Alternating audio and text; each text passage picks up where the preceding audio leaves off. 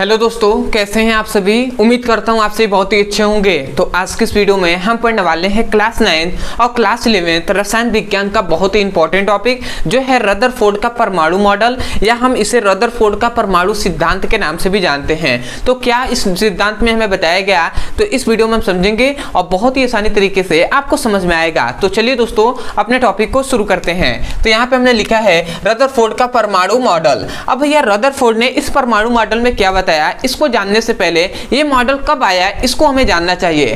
तो भैया सन 1911 ईस्वी में रदरफोर्ड ने अल्फा कण प्रकीर्णन का प्रयोग किया और उस प्रयोग में इन्होंने उस प्रयोगों के निष्कर्ष कुछ निकाले और उसी निष्कर्ष पर इन्होंने एक मॉडल प्रस्तुत किया, एक सिद्धांत प्रस्तुत किया और उसी सिद्धांत को हम रदरफोर्ड के परमाणु मॉडल के नाम से जानते हैं। तो भैया इन्होंने, तो इसलिए हमने लिखा है भैया कि जब रदरफोर्ड ने अल्फा कण प्रकीर्णन प्रयोग किया तो उससे रदरफोर्ड ने कुछ निष्कर्ष निकाले और एक मॉडल प्रस्तुत किया जिसे हम रदरफोर्ड का परमाणु मॉडल कहते हैं या नाम से जानते हैं।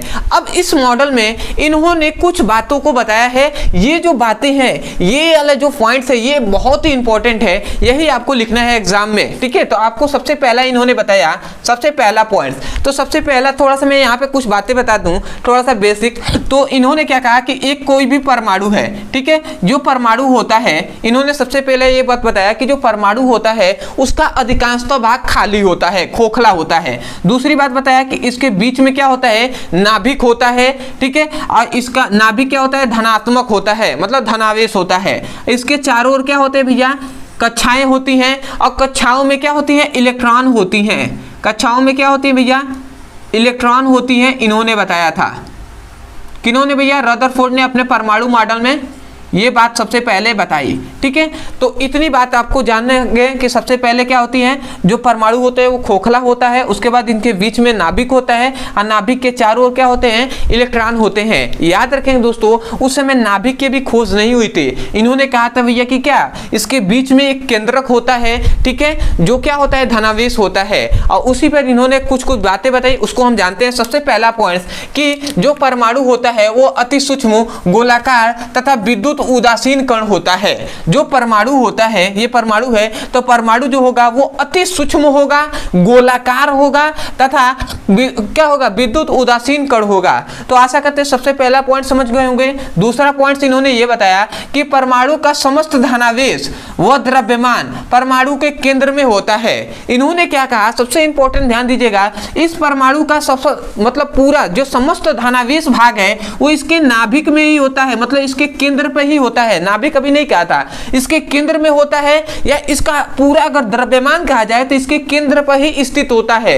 इसलिए हमने लिखा है कि परमाणु का समस्त धनावेश व द्रव्यमान परमाणु के केंद्र में होता है और उसे इन्होंने नाम दिया भैया नाभिक। उसे ही नाभिक की खोज इन्होंने ही किया था, किसमें भैया, 1911 ईस्वी में क्या नाभिक नाम दिया, नाभिक को खोज कर लिया इन्होंने, रदरफोर्ड ने। तब इन्होंने कहा कि क्या होता है, जो परमाणु का समस्त धनावेश वो परमाणु का जो द्रव्यमान होता है वो इसके नाभिक पर, मतलब इसके केंद्र पर स्थित होता है, जिसे हम नाभिक कहते हैं। तो इन्होंने यही कहा। तो आशा करते हैं दूसरा पॉइंट आप समझ गए होंगे कि परमाणु का समस्त धनावेश वो द्रव्यमान परमाणु के केंद्र पर होता है, क्या उस केंद्र को ही हम नाभिक कहते हैं, जिसकी खोज या परमाणु मॉडल की कब दिया गया, 1911 ईस्वी में दिया गया। ठीक है, उसके बाद अब ध्यान दीजिएगा, तीसरा पॉइंट आता है कि जो नाभिक की त्रिज्या होती है, जो इसकी रेडियस होती है, ये त्रिज्या याद रखेंगे क्या होता है, 10⁻⁻12 सेंटीमीटर होती है। जो नाभिक की त्रिज्या होती है वो 10⁻⁻12 सेंटीमीटर होती है।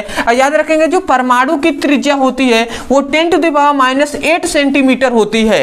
समझ रहे हैं ना, तो आशा करते हैं समझ रहे होंगे। तो हमने क्या बताया कि जो परमाणु की त्रिज्या इतनी होती है और जो क्या परमाणु की त्रिज्या कितनी होती है भैया, 10⁻12 सेंटीमीटर, और परमाणु की जो त्रिज्या होती है वो 10⁻8 सेंटीमीटर होती है। अगला आता है पांचवा हमारा टॉपिक कि जो परमाणु के चारों ओर जो वृत्ताकार कक्षाएं होती हैं उसमें इलेक्ट्रॉन घूमते हैं या चक्कर करते हैं या चक्कर लगाते हैं। मतलब नाभिक के चारों ओर जो वृत्ताकार कक्षाएं होती हैं उसमें इलेक्ट्रॉन घूमते हैं। ये पॉइंट्स याद रखेंगे। इन्होंने ये नहीं बताया था कि किस कक्षा में कितने कितने इलेक्ट्रॉन होंगे, इन्होंने यही कहा था कि जो नाभिक के चारों ओर जो कक्षाएं होती हैं उसमें इलेक्ट्रॉन गति करते हैं। इन्होंने ये नहीं बताया था कि पहले कक्षा में 2 और दूसरे कक्षा में 8, इन्होंने ये नहीं बताया था, ठीक है। इसके बाद वाला जो मॉडल आएगा उसमें बताया गया था। उसके बाद आता है, याद रखेंगे, जो इलेक्ट्रॉन होता है और नाभिक होता है ये आपस में विद्युत आकर्षण बल द्वारा जुड़े होते हैं।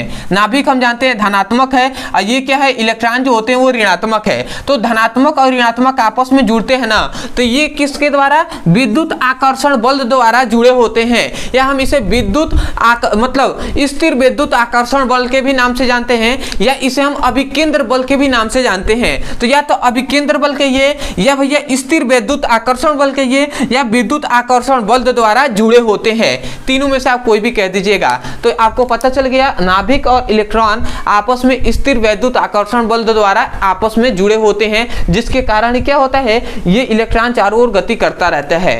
तो आशा करते हैं दोस्तों कि आपको रदरफोर्ड का परमाणु मॉडल अच्छे से समझ में आ गया होगा।